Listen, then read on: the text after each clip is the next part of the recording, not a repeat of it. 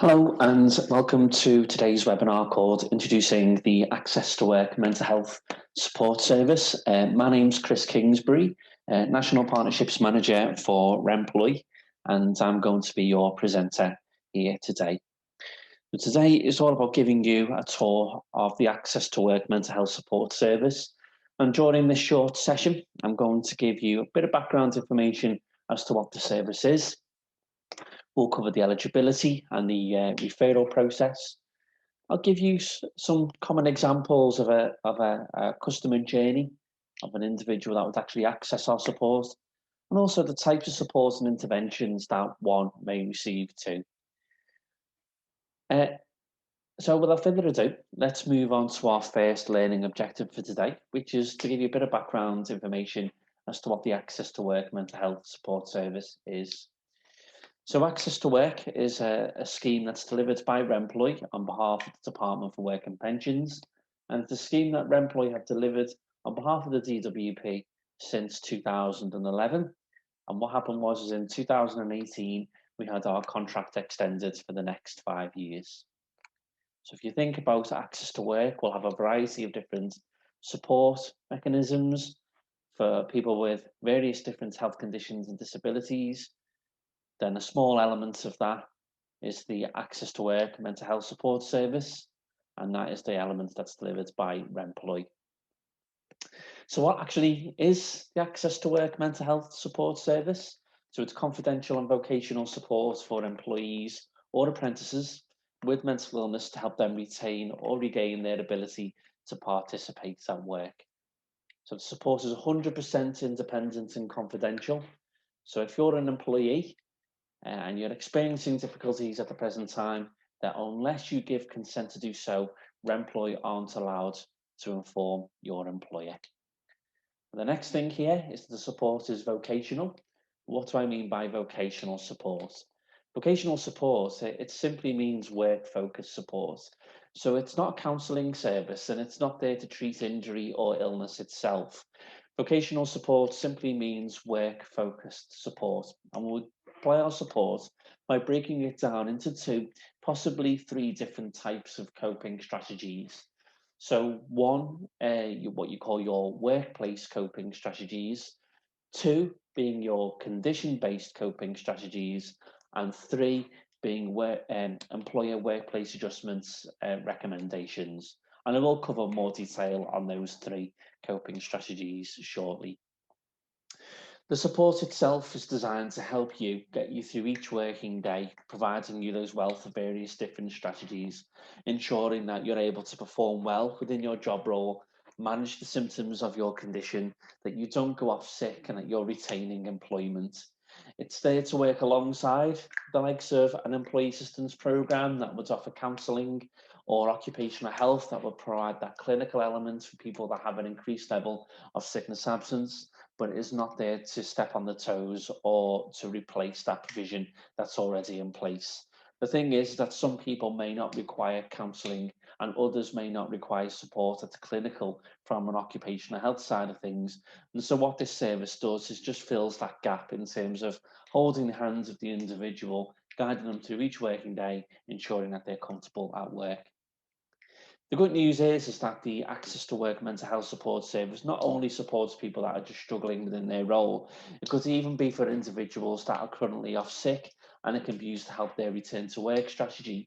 Or alternatively, you could be an individual that's just started employment with the organisation, and this can be used to ensure that you don't experience any difficulties during that early period of employment. What's more is that the Access to Work Mental Health Support Service, it covers the full range of mental health conditions and has a 93% success or retention rate. And that is based upon individuals performing well within their job role and managing the symptoms of their condition within a 9-month support period. Now, the service itself is delivered by a team of what you call vocational rehabilitation consultants, or VRCs for short. And they themselves are based all across England, Scotland and Wales, providing a variety of workplace and condition coping strategies to individuals that they're supporting. So say, for example, if a vocational rehabilitation consultant is supporting you, then that VRC will provide you with support for a period of 9 months. And across that 9 month support period, you would have 3 face-to-face meetings, along with fortnightly telephone review calls. And each of those appointments will be about giving you that variety of workplace and condition coping strategies to take away and apply within the workplace. And then finally, here, there's no financial contribution required from you, your employer, or trainer provider if you're an apprentice. It's 100% funded by the Department for Work and Pensions. So now you've got a bit of background information as to what the Access to Work mental health support service is. What's the actual eligibility criteria? Well, there's two. It's very straightforward. First of all, you must be in paid employment or an apprenticeship, and it could be any hours, any length of contract, whether you be self-employed, whether you be attending work at the present time, whether you be signed off sick. As long as you're in receipt of some salary or in some form of paid employment, then you can access the support and meet that first eligibility criteria. Now, alongside that, then you must have a mental health condition or have symptoms. But the thing is that this can be diagnosed or undiagnosed. So essentially, you don't really need to go to a GP to get a formal diagnosis in order to access the support from Remploy. You can contact Remploy that same day and have your first appointment scheduled within 48 hours. So it's a very quick turnaround in terms of recognizing that you need assistance to actually receiving that support. It could also be the case that mental illness may not be your primary health condition either. You may have a neurodiverse condition, and that could be the core trigger to your mental health symptoms. So it doesn't have to be mental health as your primary health condition. And also, as well, triggers may not be linked to what's going on in the workplace. However, they do have to affect you and your performance at work. Simply being is that the Access to Work mental health support service is vocational work focused support. There's some common examples here being the likes of bereavement, finances, relationship problems, COVID-19. If these are affecting someone's mental health and in turn their performance at work, then we will look at the whole lifestyle element too. So if you establish that you meet the two eligibility criteria, then how would you access the support? Well, again, it's very straightforward. It's self-referral, or alternatively, somebody can refer you on your behalf as long as you give them verbal consent to do so. And to contact us is 0300 456 8114, and this would take you through to Remploy's referrals team, who'll be there waiting to take your details and arrange your first appointments for you. Alternatively, you can email us at a2wmhss@remploy.co.uk and then arrange for a member of that team to give you a call back and again arrange an appointment for you. So I mentioned previously that the support is for 9 months in total, consisting of 3 face-to-face appointments along with fortnightly telephone review calls. So on this slide here and the next slide, you'll get some examples of the types of support and interventions that you may receive across that 9 month support. However, I want you to have in mind that I'm literally just scratching the surface in terms of what this support looks like, because I'm sure you can appreciate everybody's nature of their condition, how it impacts on them, and indeed the nature of their job role and the responsibilities that they're asked to carry out is quite diverse too. So literally this slide and the next, I'm literally just giving you the more common examples. It's not the entire list.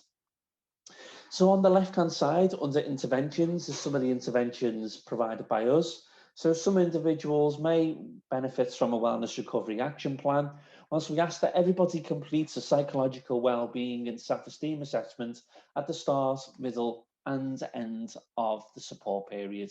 And that's kind of a way of measuring distance travelled. There's mindfulness toolkits. There's a smartphone app and health and wellbeing portal called Revitalized. Now, Revitalized is developed by our sister organisation at Revitalized, is free to use, not just throughout the 9 month support period, but even once the 9 month support period is ended too. And when you start to receive our support, you'll get your own unique logon for Revitalised, and you'll gain access to things such as activities and exercises and worksheets. You'll get access to video tutorials, video conferencing and video toolkits. There'll be physical exercise trackers, healthy eating trackers, and even some healthy recipes that you may wish to try out too. So it's a great tool that you may wish to access in between your appointments with your employee VRC. There's self-help and resilience toolkits, which are in the form of your workplace and condition coping strategies, which I'll come on to in the next slide. There's the employer guidance for reasonable adjustments, and I mentioned that is the third type of coping strategy to support you across that 9-month support period. What I would say about that is it's totally up to yourself if you wish for your employer to be on board. And if that's the case, then all we're there to do is to give your employer some advice and guidance of how best to support you to ensure that your condition is managed, but also that you're productive within the workplace and that you're comfortable too. We wouldn't attend things such as staff disciplinaries, sickness absence review meetings, or if you're a member, replicate the role of trade union representation. And then finally, apply interventions recommended by occupational health. This works great alongside occupational health provision, and whereby the best way I can describe it is in 2 phases. So phase 1 being the support provided by occupational health, that clinical support and intervention. And phase 2 is that vocational work focus support. So an occupational health clinician could essentially, at the end of phase 1, make a referral to employee for phase 2 to ensure that once the individual has returned to work following a period of sickness absence, then they then have the support and interventions to ensure that they stay in work, that they don't go off sick again. Now, moving on to the top right-hand side under access to work funding, it could be the case that you have a much more of a prominent or primary underlying health condition or disability. And if that's the case, it may be that we need to source additional funding from access to work that could support with the things such as workplace assessments, holistic assessments, job coaching, support workers, travel support, or even training courses related to your health condition or disability. These aren't the things that will be provided by Remploy, they will be provided by another access to work supplier. However, what we would therefore do is just to ensure that you're given the relevant support to gain that additional funding to reduce that trigger in terms of your mental health. Other signposting could be for an employee assistance program within your organisation for the likes of counselling. That's if it's deemed beneficial to you. It could be the case that you've never had any form of clinical intervention or diagnosis in terms of your symptoms, and it could be recommendation to speak with your local GP. Alternatively, if the triggers are external to what's going on in the workplace, maybe it could be around finances, then indeed we would then make a recommendation that you speak with a charitable organisation who could then support with that. But the vast majority of the support comes to what you call your workplace and condition coping strategies. And on the left-hand side of the screen here, you've got your workplace coping strategies. And on the right-hand side, you've got your condition-based coping strategies. So putting these into practice then, if I was working with an administrative-based job role, I was finding it difficult to achieve tasks, complete deadlines, maybe feeling pressure from my line manager, I was going home of an evening, not switching off, not sleeping well, and feeling quite anxious and stressed at work, then my vocational rehabilitation consultant, through a variety of different toolkits, can give me some of the workplace and condition coping strategies that you can see on screen. So he or she may give some organisation planning and prioritisation toolkits. They may give me the toolkits to effectively remember instructions through effective memory aids and strategies to ensure that when I'm going home of an evening, that I'm switching off, but also getting a good night's sleep through relaxation and fatigue management techniques. But also just to ensure that on those days that I'm feeling at my worst, that I'm giving a variety of different toolkits and strategies to effectively manage my anxiety and stress levels. So that completes today's short session on the Access to Work Mental Health Support Service.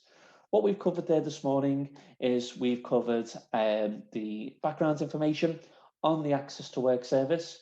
We've given information that it's supported by the Department for Work and Pensions, that it's independent vocational support, that it comes at no cost to you or your employer, or if you're an apprentice, your training provider.